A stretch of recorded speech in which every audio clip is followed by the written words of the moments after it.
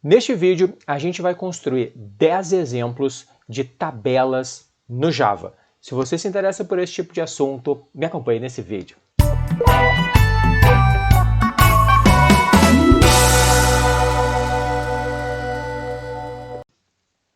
Olá, seja muito bem-vindo ao meu canal. Meu nome é Marcelo Teles e neste vídeo a gente vai resolver 10 desafios de tabelas no Java. Eu vou utilizar os comandos mais simples possível para que você possa utilizá-los no IntelliJ, no VS Code, no Eclipse, no Spring Tools Suite, em qualquer IDE de sua preferência. Embora eu vou utilizar aqui o NetBeans, eu não vou utilizar os recursos Swing do NetBeans. Eu vou fazer o código todo manual para que você possa implantar em qualquer IDE de sua preferência. O objetivo aqui é a gente estudar um pouco os comandos de repetição, estudar como apresentar dados na tela para o usuário, como gerar algumas sequências. Então a gente vai fazer potenciação, vai fazer o Fibonacci, vai fazer fatorial, vai fazer a soma de sequências, enfim, a gente vai fazer uma série de operações para que você possa aprofundar o seu conhecimento na manipulação de dados e de JTable no Java. Vamos ao código então. Eu vou utilizar o NetBeans então, eu vou criar um projeto aqui, eu vou lá em File, New Project, vou escolher a opção Java with Maven, vou dar um Next.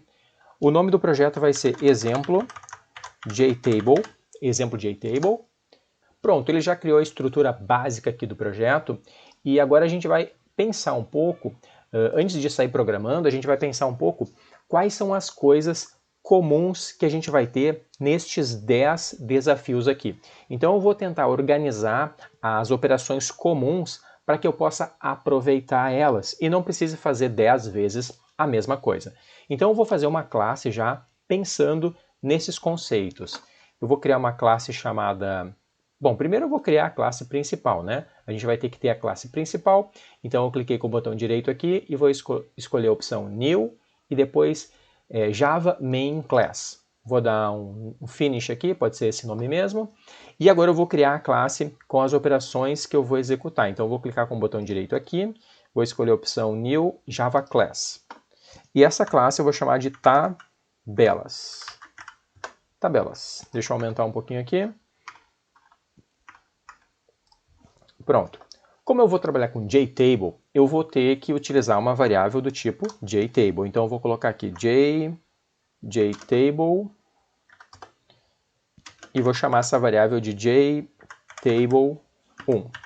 Pronto, está aí a nossa primeira variável. A JTable precisa ser desenhada conforme um molde de tabela. Então eu vou criar também esse molde, que é Default Table Model. Default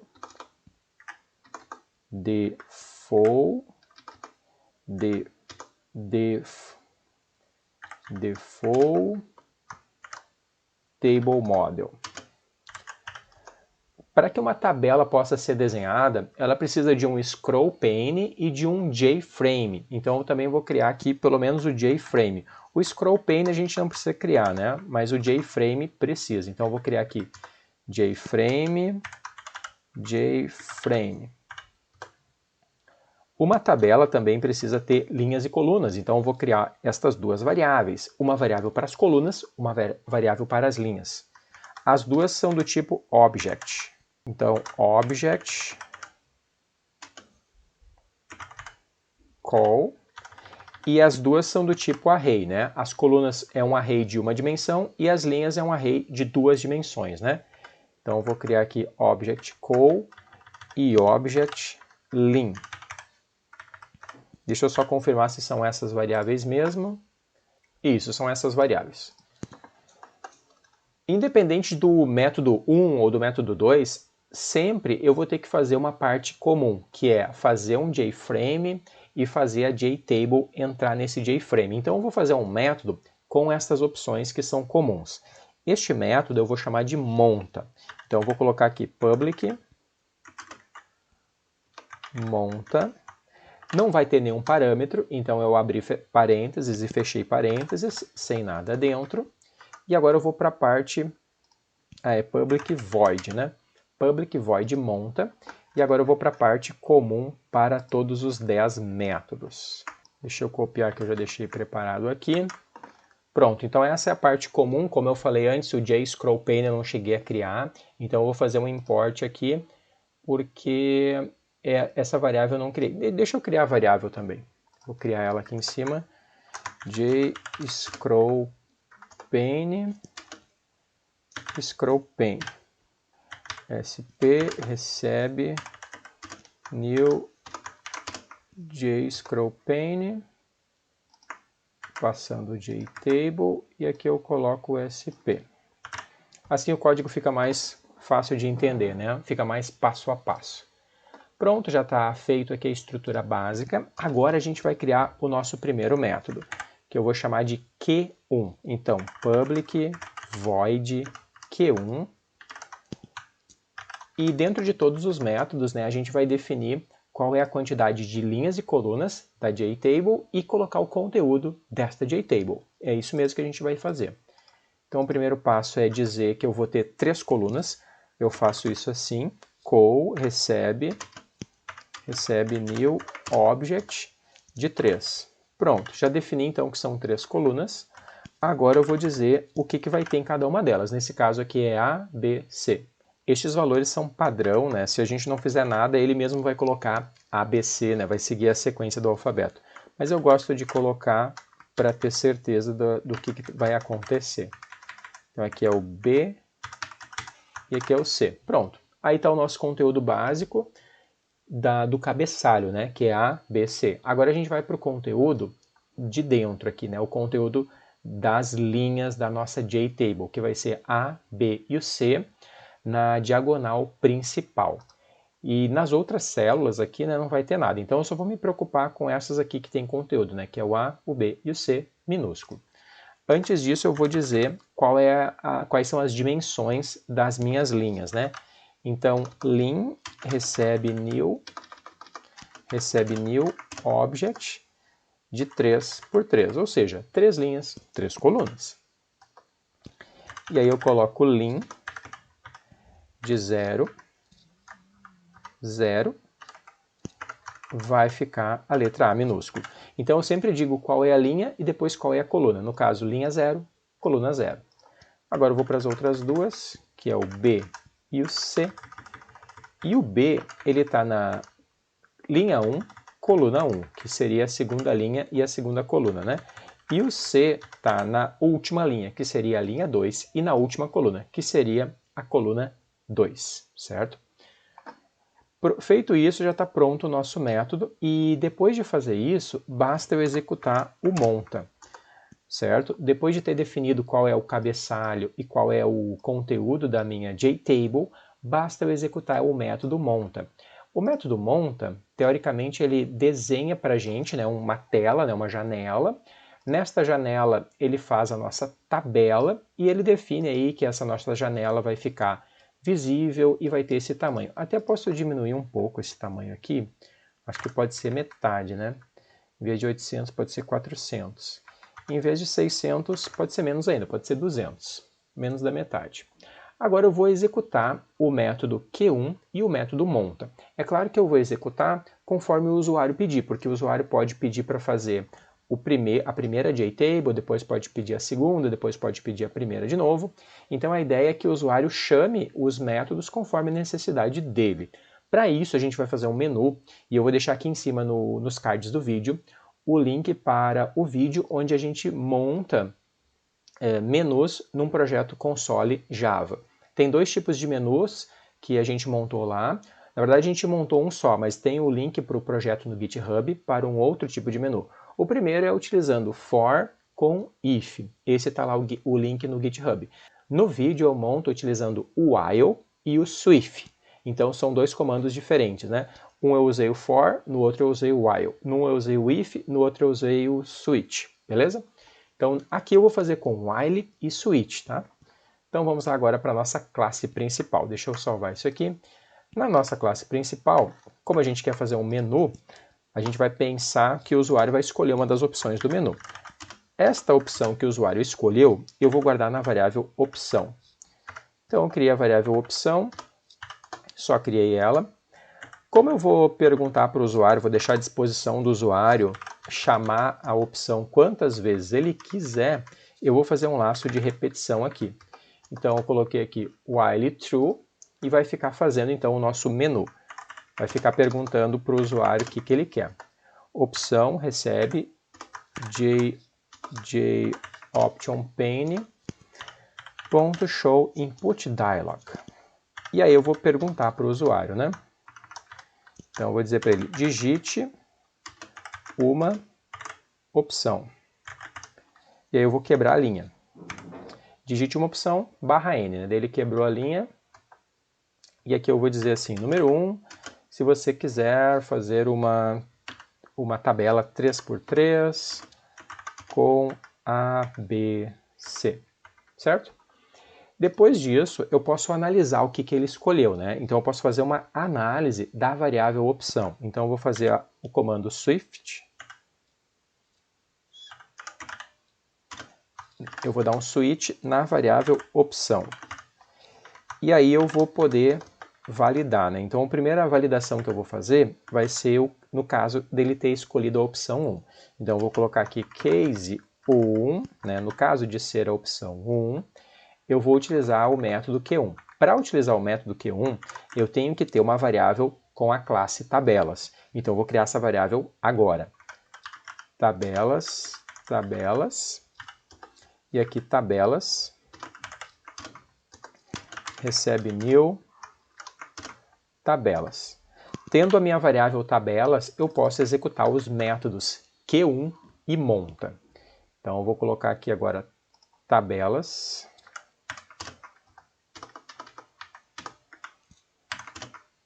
tabelas.q1. Na verdade, eu só vou executar o método Q1, né? Porque dentro do método Q1 eu chamo o método monta. Acho que por padrão eu devo colocar um break aqui, né? Para finalizar. Pronto, já posso rodar para executar e fazer a primeira tabela, né? O primeiro exemplo de tabela. Posso dar um select main class aqui, porque só temos uma classe principal. Ele vai rodar, se tudo deu certo, e vai abrir o projeto aqui com o menu, né? Então eu só tenho a opção 1, então eu vou clicar no 1 e vou dar um OK. Olha que bacana, ele desenhou para a gente aqui a tabela com A, B, C e já fez o menu novamente, né? Ele vai fazer o menu quantas vezes o usuário desejar. Como eu não fiz a opção para sair, eu vou ter que fechar aqui, né? Deixa eu fechar. Agora eu já vou completar este meu menu aqui e colocar todas as opções, tá? Então a primeira opção seria fazer uma tabela 3x3 com ABC, na verdade na diagonal aqui, então eu vou complementar aqui na diagonal. Seria a diagonal principal, né? E aqui agora um /n, e agora eu vou pegar os demais exemplos. Deixa eu dar um Enter aqui, pronto. E agora eu vou pegar daqui para a gente ganhar tempo, tá?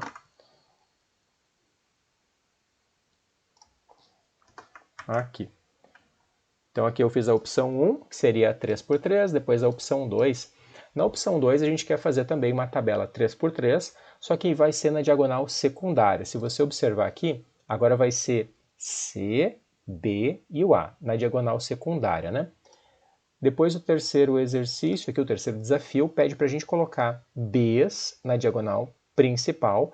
Então, nesse terceiro exercício aqui, a gente já vai utilizar um comando de repetição, tá? E também um comando de comparação. Então, nesse aqui já vai ter um for e um if, tá? Depois, daí vai colocar A nos demais, né? Depois a opção 4 é uma 5x2. E nessa opção 4, essa aqui já começa uma sequência aqui, né? Então é a sequência normal, né? 1, 2, 3, 4, 5, na sequência. E o valor aqui que vai aparecer vai ser a soma dos dois anteriores da sequência. Por exemplo, quando eu estou aqui no 3, por que gerou um 3 aqui? Porque a soma dos dois anteriores dá 3. O próximo ele colocou um 5. Por que ele colocou um 5? Porque a soma das duas sequências anteriores vai dar o 5, né? Então é o 3 mais o 2, deu o 5. Aqui ele jogou um 7, porque 4 mais 3 é igual a 7. Aqui ele jogou um 9, por quê? Porque 5 mais 4 é igual a 9. Então é a soma dos dois anteriores, né? Da sequência dos dois anteriores, não do resultado, tá? Da sequência. Esse é o quarto desafio. O quinto desafio, é o fatorial, né? Então o quinto desafio seria a multiplicação de todos que vêm antes, né? Isso é o fatorial, né? Por exemplo, qual é o fatorial de 2? É 2 porque 1 vezes 2 é 2. Qual é o fatorial de 3? É 6. Por quê? Porque 3 vezes 2 vezes 1 vai dar 6. Qual é o fatorial de 4? É 24. Por que é 24? Porque 4 vezes 3 vezes 2 vezes 1 vai dar 24, né? 4 vezes 3 dá 12, 12 vezes 2 dá 24. Qual é o fatorial de 5? É 120. Então sobe bastante, né? O fatorial de 5 é 120 porque 5 vezes 4 é 20, 20 vezes 3 é 60, 60 vezes 2 é 120. Então isso é o fatorial, né? Depois o 6. O 6 é base 2, né? Então no 6 seria 2 elevado a 0, que dá 1, né? 2 elevado a 1 dá 2, 2 elevado a 2 dá 4, 2 elevado a 3 dá 8, 2 elevado a 4 dá 16. Então é o 2 na 0 e vai a sequência, né? Aqui seria o primeiro elemento, o segundo, mas na verdade aqui está o índice 0, né? Por isso que eu vou fazer 2 elevado a 0 aqui e vai dar certo. Depois, no desafio 7, a gente está fazendo base 10. Ou a gente poderia colocar o número 1 seguido de alguns zeros, né? Tem duas estratégias aí para seguir. Mas esse aqui é 10 elevado a 0, porque qualquer número elevado a 0 vai dar 1. Então 10 elevado a 0, 10 elevado a 1, 10 elevado a 2 vai dar 100, né? 10 elevado a 3 vai dar 1000 e 10 elevado a 4 vai dar 10.000, certo? Também é a quantidade de zeros, né? Aqui seria 1 zero, 2 zero, 3 zeros e 4 zeros. Esse é o 7. O 8 é o alfabeto, né? Deixa eu passar para cá. Então, o 8 é o alfabeto, né? Então, aqui a gente também vai fazer o alfabeto com base no código ASCII, né? Então, eu vou pegar o 65 e vou converter para caractere, né? Ele vai gerar o A, né? De acordo com a tabela ASCII, o número 65 representa o A. Então, eu vou fazer do 65 em diante e ele vai gerar o nosso alfabeto. Esse aqui eu vou fazer também o alfabeto maiúsculo e o minúsculo, que também fica um exemplo bem completo, né? Depois o 9 é a sequência aqui, normal, né? 1, 2, 3, 4, 5, 6, 7. E aqui do lado é o Fibonacci, né? O Fibonacci é a soma sempre dos dois números anteriores, não da sequência daí, né? É os dois anteriores do resultado. Então, por exemplo, depois do 13 isso acontece, né? O 1 e o 2 são fixos, e aí depois do terceiro elemento, ele vai ser sempre a soma dos dois anteriores, né? De novo, não é dos dois anteriores da sequência, é dos dois anteriores do resultado. Então, por que ele colocou 3? Porque 1 mais 2 dá 3. Por que ele colocou 5? Porque 2 mais 3 dá 5. Por que ele colocou 8? Porque 5 mais 3 dá 8. Por que ele colocou 13? Porque 8 mais 5 dá 13. Por que deu 21? Porque 13 mais 8 deu 21. Então esse aqui é diferente desse outro aqui, onde a gente somou sempre os dois anteriores da sequência, né? Esse aqui a gente vai somar os dois anteriores do resultado daquela sequência que a gente tem, tá? Então esse aqui também é conhecido como Fibonacci, né? Se você procurar na internet, aí recomendo que você faça isso. O Fibonacci é uma sequência que se observa em vários padrões da natureza, do seu corpo, dos elementos vivos em geral. Então, ele é um número que não é exatamente a metade do anterior, e sim um pouquinho mais. Assim como o seu pé tem uma proporção exata ali para a sua canela, a sua mão tem uma proporção para o seu braço, o Fibonacci representa essa sequência, né? Que são números que não são exatamente o dobro um do outro, mas é um pouquinho a mais, certo? Então, é uma sequência que se observa na natureza.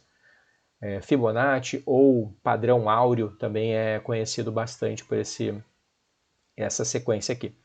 E o último é a soma de todos da sequência. Então, aqui no último, por que deu 3? Porque a soma de todos que vem antes dá 3. Por que deu 6? Porque a soma de todos esses, então é parecido com o fatorial, né? O fatorial é a multiplicação de todos que vem antes, e essa sequência aqui é a soma de todos que vem antes, tá? Por que deu 15 aqui? Porque 5 mais 4 mais 3 mais 2 mais 1 dá 15, né? Ou seja, todos os números que vêm antes do 5 somados, inclusive ele mesmo, vai dar 15, né? Aqui deu 9, 10, 11, 12, 13, 14, 15. Certo? Então, estas são as 10 sequências, né? As 10 tabelas que a gente vai montar, que o usuário vai poder escolher. Deixa eu pegar, então, os métodos que eu já montei aqui. Vamos lá para o método 2, então. Deixa eu colar eles aqui. Então, eu colei todos eles aqui até o 10. Eu só não colei o método fib, deixa eu colar ele aqui. Esse fib que eu achei aqui foi o mais curto que eu encontrei, tá? Existem vários jeitos de fazer o Fibonacci, eu peguei o jeito mais curto que eu achei, tá? Seria perguntar se o número é menor do que 2, eu vou retornar 1 mesmo. Caso contrário, eu vou retornar a soma do número atual menos 1 mais a soma do número atual menos 2. Seria a soma dos dois resultados anteriores, né? Deixa eu vir aqui para o método Q2. Aqui faltou um import para a gente formatar a potência aqui, né? Aqui a gente está fazendo a potência do 2 elevado ao i, no caso, né? Então, para isso, ele vai gerar um número decimal. E como a gente não queria um decimal lá, eu tirei aquele zero. Um número decimal, ele, na verdade, um double, né? Ele sempre vai colocar um ponto zero no final. Então, para não aparecer aquele ponto zero no final, eu fiz esse import aqui, tá? Então, pode fazer esse import aí. Pronto. Agora a gente vai lá no método Q2. Tranquilo aqui o Q1. O que a gente fez no Q1? Só para revisar, a gente definiu o cabeçalho e definiu o conteúdo das linhas e depois executou o método monta. No Q2, a gente fez a diagonal secundária, né? Então a gente fez esse aqui é o Q2, né? A gente tinha que colocar um C aqui, um B no meio e um A aqui. O C foi colocado por primeiro e ele colocou aqui, ó, na linha 2, que seria a última linha, na primeira coluna. Então, por isso que aqui tem um 0, ó, seria a última linha, primeira coluna. O B ficou na linha 1, coluna 1, igual antes, né? Ó, se você olhar aqui, está na mesma posição, né? Então, o B ficou na segunda linha, segunda coluna. E o A, que está aqui em cima, ele ficou na linha 0 e na última coluna. Então, ficou 0 aqui e 2 aqui. E aí, depois o monta novamente. Vamos testar o 2 agora. Deixa eu dar um play aqui. Na verdade, a gente já pode testar todos agora, né? Eu vou testar o número 1 e vou dar um OK. Então, o 1 fez o A, B, C na diagonal principal. Agora eu vou testar o 2. Ó, o 2... Ah, eu não chamei as opções, né? Eu tenho que chamar, desculpa. Aqui no nosso switch eu só perguntei no caso de ser o número 1, né? Eu tenho que fazer todos os demais, né?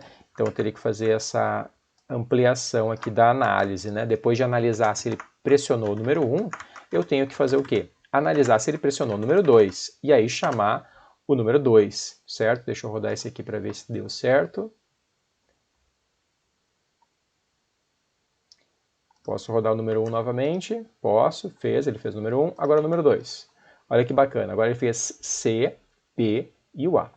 Deixa eu sair aqui. Ah, o sair eu também não programei, né? Se eu clicar no F, ele não vai fazer nada. Então deixa eu cancelar. Eu só estou prevendo o 1 e o 2, né? Deixa eu pegar os demais aqui, que eu já fiz aqui, a partir do 3. É só repetir o código daí, no caso, né? Pronto, coloquei todas as possíveis opções que o usuário tem, né? Ele pode pressionar o número 1, 2, 3, 4. O NetBeans faz uma coisa bacana aqui, que é otimizar aqui a estrutura switch. Então, se eu clicar aqui e converter aqui, ele faz essa otimização aqui e praticamente ele tira o break de todos e tira os 2 pontos e coloca esse símbolo aqui, né? Mas eu vou deixar do jeito que estava, porque aí funciona normal também, né? É o jeito mais padrão. Agora eu vou voltar aqui para o método Q3. No método Q2, então, só para revisar, a gente colocou na diagonal secundária, né? Pegamos ali o 2 na 0, 1, 1, depois o contrário, né? 0, 2. O Q3, deixa eu colocar para cá, o Q3 seria esse aqui, né? O que o Q3 está fazendo? Ele está colocando Bs na diagonal principal e em todos os outros ele está colocando A. Só que para a gente não fazer muitos comandos, né, para a gente não fazer isso aqui 9 vezes, porque são 9 endereços ali que temos, né, para não fazer isso aqui 9 vezes, a gente fez um código aqui de repetição. Então a gente está usando 2 comandos de repetição, 2 comandos for, para preencher então a diagonal principal. Como que eu sei que eu estou na diagonal principal? Como que eu sei que eu devo colocar Bs? É simples. Eu devo colocar Bs quando o meu I e o J forem iguais. Isso a gente percebeu aqui na questão número 1, né, no desafio número 1, que a diagonal principal era sempre os 2 elementos iguais, ó, 0, 0, 1, 1, 2, 2. E aí então eu fiz esse teste, ó. Se o I for igual ao J, então eu vou colocar B. Caso contrário, eu coloco A. Deixa eu rodar essa aqui, supondo que, por exemplo, fosse um pouco maior. Em vez de ser uma 3x3, deixa eu fazer aqui uma 10x10, só para a gente ver como a gente consegue controlar uma estrutura de forma bem fácil, né, de uma forma bem curta também, né? Então eu aumentei aqui, esse aqui é o nosso Q3, olha que bacana fica aqui o Q3, ó. Se fosse uma tabela maior, ó, deixa eu aumentar um pouquinho, não consigo aumentar, mas a gente consegue observar aqui, ó, o B, ó, só na diagonal principal, né? Deixa eu fazer um pouquinho maior aqui a nossa JTable, então. Agora eu percebi que esse tamanho aqui não é o tamanho mais correto, né? Então vamos deixar aqui uns 600 por 600. E aí eu vou rodar de novo o Q3 para nós observar agora com o tamanho de 10. E para ficar mais legal, eu vou colocar aqui um ponto. E aqui eu vou colocar um asterisco. Só para a gente ver mais facilmente a diagonal principal. Vai ser o Q3, né? Então vou apertar a opção 3 e vou dar um OK. Olha que bacana, ó. A diagonal principal ficou com os asteriscos e em todos os outros lugares ficou ponto. Nesse caso aqui a gente fez 100 impressões, né? A gente fez 100 preenchimentos, né? A nossa JTable tem 100 espaços, né? Então a gente tem 10 colunas e 10 linhas. Então a gente fez 100 impressões na tela e a gente colocou a nossa diagonal principal de uma forma bem simples, né? A gente não teve muito trabalho para interpretar qual era a posição da nossa diagonal principal. Beleza? Deixa eu fechar tudo aqui. Agora vamos para o nosso Q4. O que a gente fez aqui no Q4? A gente tem que fazer uma sequência de 1 até 5, então é 1, 2, 3, 4, 5, e aqui é a soma dos anteriores. Como que eu faço para pegar a soma dos anteriores? Eu vou somar, então, o I mais 1 somado com o I mais 1 menos 1. Se eu tirar esse menos 1, vamos testar o que vai acontecer. Esse aqui é o Q4. O Q4 tem que ser 1, 3, 5, 7, 9. Ó, se eu tirar aquele menos 1, ele sobe para praticamente 1 a mais aqui, né? E esse aqui tem outro jeito de fazer também, né? Eu fiz desse jeito aqui, de propósito, assim, né? Um jeito com um cálculo, né? Com uma fórmula. Mas estes números aqui nada mais é do que os ímpares, né? A gente tem aqui também uma sequência que pode ser gerada de várias formas, né? E várias sequências podem ser geradas de várias formas, né? Então, outro jeito de gerar essa sequência aqui seria fazendo multiplicado por 2 menos 1, né? Ou multiplicado por 2 mais 1. Daí a gente teria a sequência dos ímpares aqui, né? Vamos para o Q5. O Q5, então, é aquele que é o fatorial, né? Que é a multiplicação de todos que vêm antes dele, né? Toda a multiplicação da sequência dos que vêm antes dele. Então, o 5 aqui, eu até fiz um pouco... Eu fiz a sequência de 10, se não me engano. Isso, ó. Então, eu fiz 10 aqui, né? Seria 1, 2, 6, 24, 120, 720. Olha como sobe. Então, o fatorial do 10 é um número bem alto, né? É o número 362... Na verdade, 3.628.800, né? Uma coisa que eu recomendo você sempre é tirar a prova real, né? Se nós pegar o Excel, fica fácil de fazer, né? Deixa eu fazer aqui no Excel essa prova real. Então o Excel ajuda bastante a gente a fazer isso. Então eu vou pegar os números aqui de 1 a 10, vou fazer eles numa sequência aqui. Pronto, estou com os números de 1 a 10. E agora eu vou colocar aqui igual... Eu vou pegar todos eles, ó. Este multiplicado por esse, multiplicado por esse. Eu sei que o Excel tem também a fórmula do fatorial, tá? Mas eu vou fazer manualmente aqui para ver se está tudo certo. Quando a gente começa a desconfiar, né, a gente faz manualmente para ver. Olha que bacana, ó. 3.628.800, exatamente como foi feito aqui, né? Bom, esse foi o nosso Q5. Então assim a gente pode fazer o fatorial, né? Existem várias formas também de fazer o fatorial, essa aqui é apenas uma delas. Eu estou guardando numa variável aqui, temporariamente, né, o valor atual multiplicado pelo valor anterior. Esse mais 2 aqui eu faço porque o meu i começa em 0, né? Então eu tenho que compensar com esse mais 2, porque também o fatorial eu começo valendo 1. tá? Então, como eu comecei valendo 1 e esse aqui está valendo 0, eu compenso com esse aqui. E essas fórmulas que a gente faz, assim, tem que tomar cuidado, porque, por exemplo, se eu tirar ela daqui e colocar aqui, já vai dar um outro resultado, né? Então, o lugar onde eu coloco a minha fórmula é essencial para que dê certo, né? Você pode colocar em qualquer lugar, pode colocar antes ou pode colocar depois, mas aí vai impactar no resultado que você deseja. O Q6, o que pede o Q6? Seria base 2, né? Então esse aqui é bem fácil de fazer. E aqui eu só coloquei esse decimal format. Deixa eu comentar esse decimal format e vou tirar aqui, só para vocês verem o que acontece, que eu não achei legal. De repente até dá para deixar assim, mas eu não achei legal. Ah, essa variável aqui não precisa, né? Esqueci dessa variável perdida aqui. Então eu posso testar aqui, deixa eu colocar para o lado. Aqui, deixa eu testar o Q6, né? Que é o base 2. Então, ok. Ó, então ficou com aquele ponto zero no final, né? Foi por isso que eu utilizei o decimal format, tá? Deixa eu dar uns Ctrl Z aqui. Então eu vou deixar assim com o decimal format. Isso aqui não precisa, né? Esse aqui eu copiei do anterior e não precisava. Então por isso eu coloquei esse decimal format para ficar sem aquele zero no final. Deixa eu rodar de novo então para mostrar o que faz aí o decimal format, tá? Então se nós rodar agora o 6, olha que bacana, ó. Então ele coloca só o número inteiro e não coloca aquele ponto zero, tá? Então ficou bacana aí, ficou 1, 2, 4, 8, 16, 32, 64, 128, 256, 512. É o base 2, né? 2 elevado a alguma coisa. Eu já vou executar o próximo aqui, que é o 7, que é o base 10. Olha que bacana o base 10, ó. Então é 1, 10, 100, 1000, 10.000, 100.000, 1 milhão e assim por diante, né? Esse aí é o nosso base 10. Depois a gente tem o alfabeto, né? Que é o 8. Deixa eu rodar o 8 aqui já.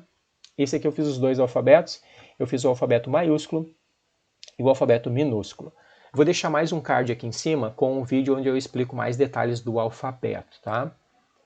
Então aqui eu tenho o alfabeto, deixa eu descer aqui. Esse aqui é o Q7, a base 10, né? Foi feito a mesma coisa. E aqui o alfabeto a gente fez assim, a gente criou duas variáveis, né? A variável letra e a variável letra minúscula. E eu comecei pegando a posição 65 para fazer o alfabeto maiúsculo e a posição 97 para fazer o alfabeto minúsculo. E joguei elas ali, uma na segunda coluna e uma na terceira coluna. O nosso Q9 pede isso aqui, né? Isso aqui é o nosso Fibonacci. Então o Fibonacci eu utilizei o método, né, Fib, que está aqui embaixo. É esse aqui que eu falei antes, né, que eu comentei antes. E ele vai fazer a soma dos dois anteriores, né?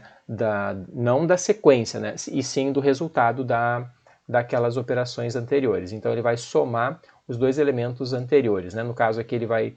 Por que deu o 3? Porque ele somou o 1 e o 2. Por que deu o 8? Porque ele somou o 5 e o 3.